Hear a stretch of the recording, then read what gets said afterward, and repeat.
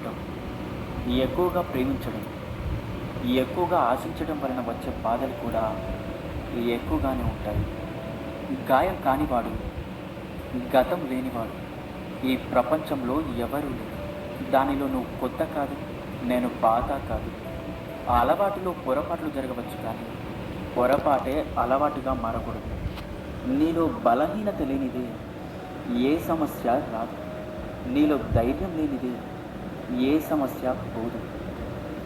మనం తలపెట్టిన కార్యం మంచిదే అని మనకు నమ్మకం కలిగినప్పుడు అవాంతరాలు ఎన్ని ఎదురైనా సరే అస్సలు పట్టించుకోవద్దు. మనశ్శాంతి కోసం వ్యసనాలకు బానిసై జీవితాన్ని వ్యర్థం చేసుకోవడం మూర్ఖుల యొక్క లక్షణం. ఎదురు చూసే ఓపిక కనుక మీకు ఉంటే మీకు దూరమైన ప్రతిదీ మరొక రూపంలో మీ ముందు